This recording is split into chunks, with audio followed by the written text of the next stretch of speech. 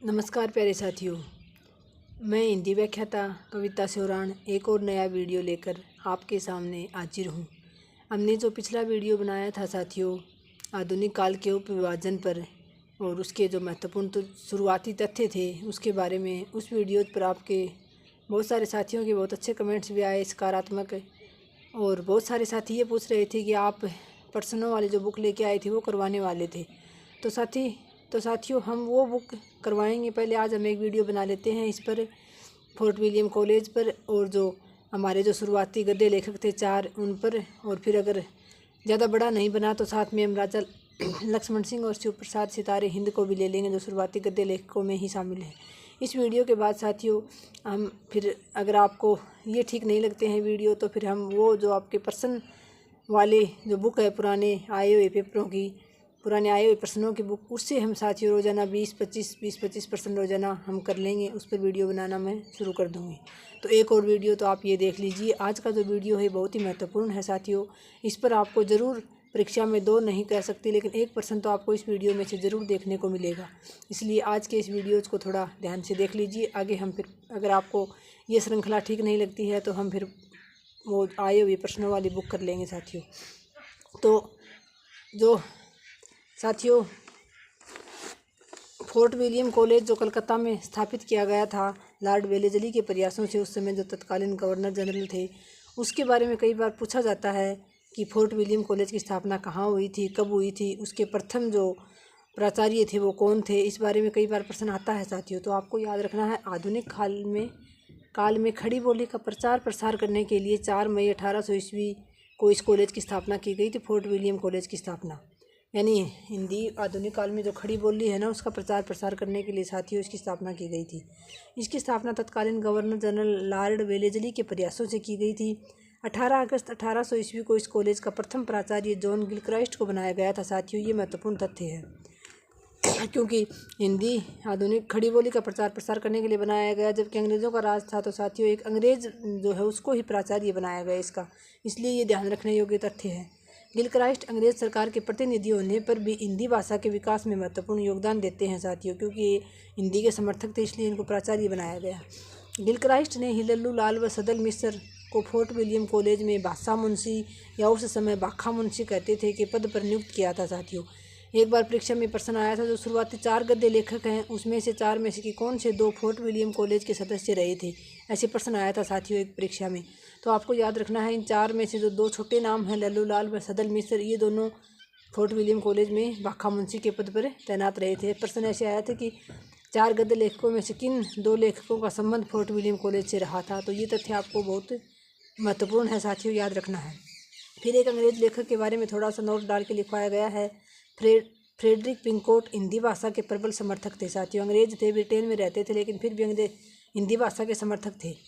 Britain में रहकर भारत के चर्चित साहित्यकारों से पत्राचार करके हिंदी भाषा के विकास का प्रयास करते थे साथियों। हिंदी भाषा को आगे बढ़ाने के लिए जो हमारे भारत में जो साहित्यकार थे उनसे ये लगातार पत्राचार करते थे। फ्रेडरिक पिंकार्ट ने खुद ने 2 पुस्तकों की रचना की थी। बाल दीपक, ये रचना साथियों नागरी व कैथी अक्षरों में लिखित है, जो बिहार के विद्यालयों में पाठ्य पुस्तक के रूप में पढ़ाई गई थी साथियों। एक इन्होंने लिखा था विक्टोरिया चरित्र, ये रचना मुहावरेदार शैली में लिखी गई हैं। ये दोनों रचनाएं फ्रेडरिक पिंकोट के द्वारा लिखित हैं साथियों। उपरोक्त दोनों रचनाएं खड़ग विलास प्रेस, बांकीपुर, बिहार से प्रकाशित हुई थी। हिंदी के विरोधी विद्वान, यानी साथियों कुछ हिंदी भाषा को खड़ी बोली के विरोधी विद्वान भी थे। वो कौन कौन से थे?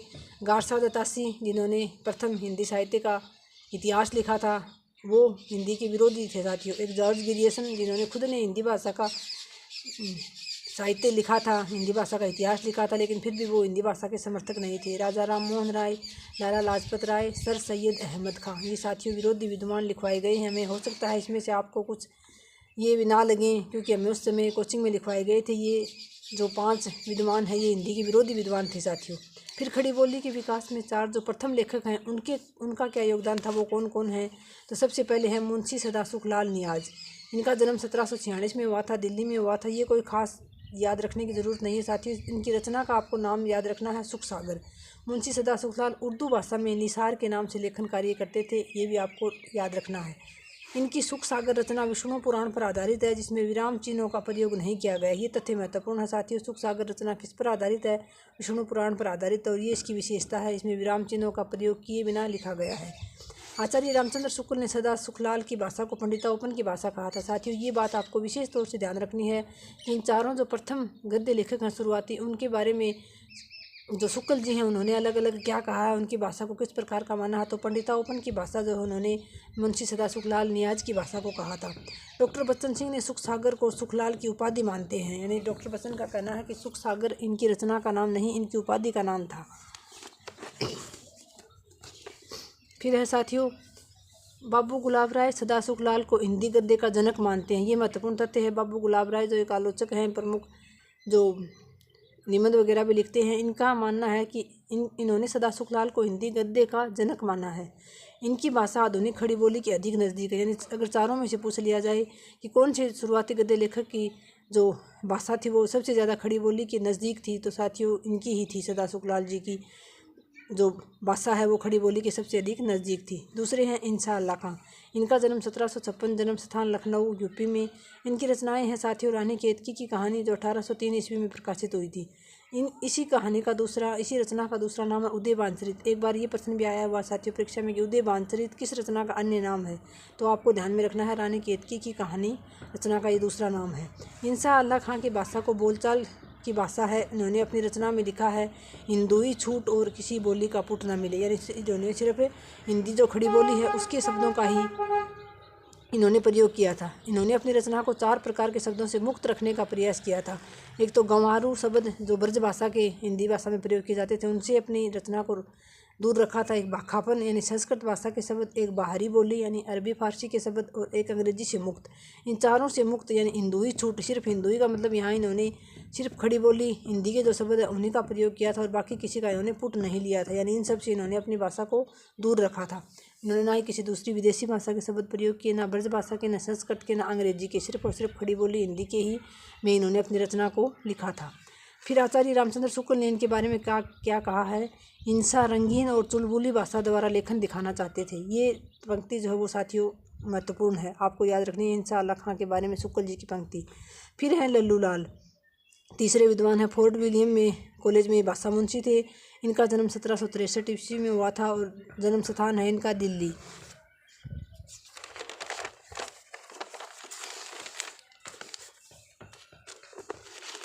इनकी रचनाएं हैं साथियों प्रेम सागर। इनकी रचनाएं लल्लू लाल की कई रचनाएं हैं, आपको याद रखनी है। प्रेम सागर इनकी रचना है साथियों। सिंहासन 32, बैताल 25, ब्रज भाषा व्याकरण, ये महत्वपूर्ण रचना है, आपको याद रखनी है। ब्रज भाषा में व्याकरण लिखा था लल्लू लाल ने। शकुंतला नाटक, और एक ये लाल चंद्रिका इनकी रचना है साथियों। ये जो साथियों मैंने यहाँ ऊपर थोड़े से लिख रखे हैं, जो एक जैसे से नाटक या एक जैसी सी रचनाएं थी जो अलग अलग लेखकों ने लिखी थी, मैंने लिख रखी है। शकुंतला नाटक नेवाज कवि ने भी लिखा था, लल्लू लाल ने भी लिखा है, और राजा लक्ष्मण सिंह ने भी लिखा था साथियों। तो ये एक जैसी रचना एक नाम की है, अलग अलग लेखकों ने इसको लिखा था, तो मैंने यहाँ लिख रखा है इसको। फिर डॉक्टर बच्चन सिंह ने लल्लू लाल की भाषा के बारे में क्या कहा है, इसकी भाषा को ब्रज रंजित बताया है और शैली को पंडिताओं बताया है। यानी डॉक्टर बच्चन सिंह ने लल्लू लाल की शैली को पंडिताओं बताया है और भाषा को ब्रज रंजित यानी ब्रज भाषा से ज़्यादा प्रभावित माना है। इनकी प्रेम सागर रचना श्रीमद् भागवत के 10वें स्कंद पर आधारित है। ये लाइन भी महत्वपूर्ण है साथियों।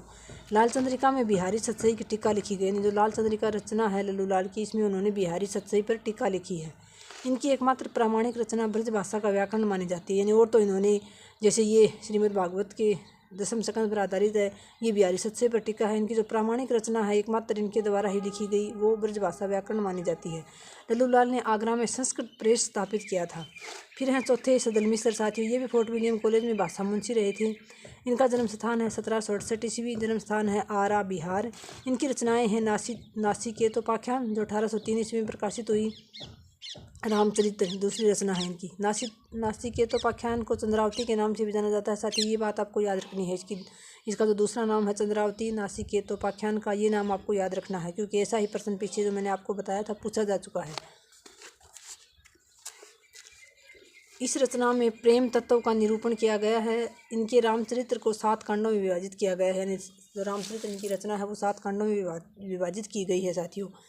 इसके बाद ये मैंने ऐसे सूत्र बना रखा है, MILS से मुंशी इंसा लल्लू और सदर मिसर चारों को याद करने के लिए मैंने ऐसे सूत्र सा बनाया था साथियों। फिर हिंदी के अन्य लेखक हैं राजा शिव प्रसाद सितारे हिंद। इनका जन्म 1823 ईस्वी में हुआ था। इनकी रचनाएं कई हैं, ये आपको याद रखनी है। राजा भोज का सपना, वीर सिंह का वृत्तांत, सिखों का उदय और अस्त, भूगोल, अस्तामलक, इतिहास, तिमिरनाशक, आलसियों का कोड़ा और मानव धर्मसार, और एक रचना है इनकी गुटका। ये सारी रचनाएं आपको याद रखनी है साथियों। इनकी मानव धर्मसार रचना में संस्कृतनिष्ठ हिंदी का प्रयोग किया गया है और इतिहास तिमिरनाशक में उर्दू भाषा का प्रयोग किया गया है। यानी ये उर्दू भाषा के समर्थक थे राजा शिव प्रसाद सितारे हिंद। तो इनकी जो इतिहास तिमिरनाशक रचना है ये उर्दू भाषा में लिखी है इन्होंने। ये शिक्षा विभाग में इंस्पेक्टर के पद पर रहते हुए पाठ्य पुस्तकों के अभाव की पूर्ति हेतु पुस्तकें लिखते हैं और अपने मित्र श्रीलाल व बंशीधर से भी पुस्तकें लिखवाते हैं। ये प्रारंभ में हिंदी के पक्षधर थे, लेकिन बाद में सरकारी अधिकारियों के दबाव से उर्दू समर्थक बन गए थे और उर्दू मिश्रित खड़ी बोली के प्रयोग पर बल देते थे। हिंदी में नुक्ता प्रथा जो है, कै ख जय गय और फै के नीचे जो हम नुक्ता लगाते हैं, ये शुरुआत इन्हीं के द्वारा की गई थी। हिंदी को विद्यालयों में प्रवेश दिलाने वाले विद्वान शिव प्रसाद ही माने जाते हैं। फिर दूसरे हैं राजा लक्ष्मण सिंह। इनका जन्म 1826 ईस्वी में हुआ। इन्होंने शकुंतला रचना लिखी, रघुवंश, मेघदूत। ये तीनों रचनाएं कालिदास के काव्य का अनुवाद मानी जाती हैं। लक्ष्मण सिंह विशुद्ध हिंदी समर्थक और संस्कृतनिष्ठ हिंदी के पक्षधर थे। यानी ये संस्कृतनिष्ठ हिंदी के पक्षधर थे और जो शिव प्रसाद सितारे हिंद हैं वो उर्दू मिश्रित जो हिंदी थी उसके पक्षधर थे साथियों। ये बात आपको याद रखनी है, इन दोनों से अक्सर प्रश्न आ जाता है।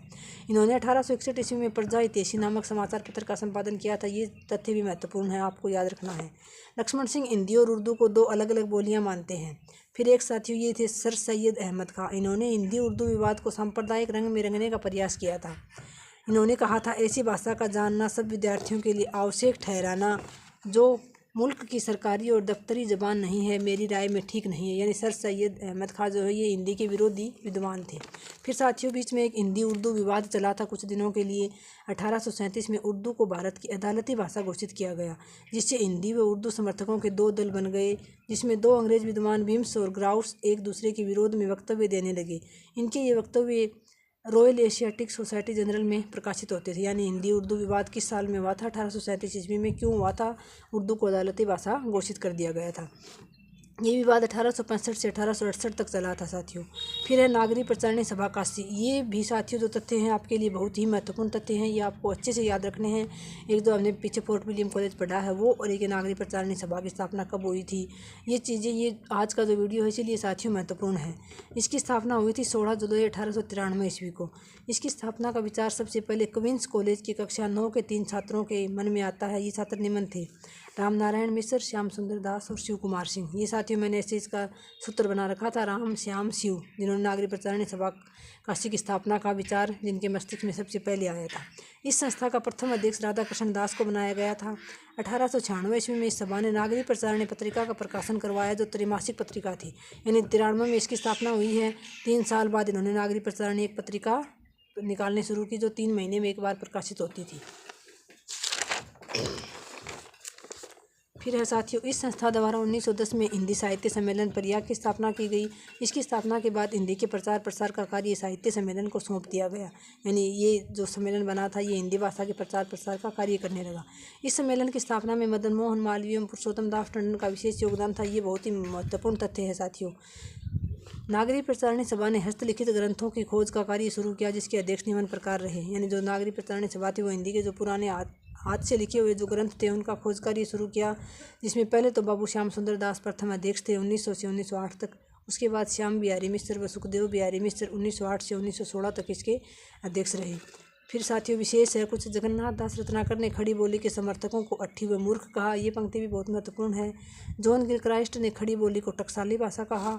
भाषा के अर्थ में खड़ी बोली शब्द का सर्वप्रथम प्रयोग लल्लूलाल के प्रेम सागर ग्रंथ में किया गया साथियों। ये महत्वपूर्ण तथ्य है आपको कि भाषा के अर्थ में खड़ी बोली शब्द का प्रयोग पहली बार लल्लूलाल के ग्रंथ प्रेम सागर में किया गया था। उसके बाद साथियों ये हमारा वार्तेंदु काल आ जाता है। आगे हम यहाँ तक पढ़ेंगे आज के वीडियो में। वीडियो बड़ा हो गया है। ब्रज भाषा के स्थान पर खड़ी बोली में कविता लिखने का एक आंदोलन चलाया गया था, जिसकी शुरुआत अयोध्या प्रसाद खत्री द्वारा 1887 ईस्वी में खड़ी बोली का पद्य शीर्षक से पुस्तक लिखकर की गई थी, जिसको आगे चलकर महावीर प्रसाद द्विवेदी ने अपूर्व सहयोग दिया। यानी खड़ी बोली को पद्य भाषा में प्रयोग करने के लिए, क्योंकि भारतेंदु युग में खड़ी बोली का प्रयोग कम होता था, पद्य में तो बिल्कुल ही नहीं होता था, उसके लिए एक आंदोलन चलाया। तो ये लाइन आपके लिए बहुत महत्वपूर्ण है। किसने चलाया था?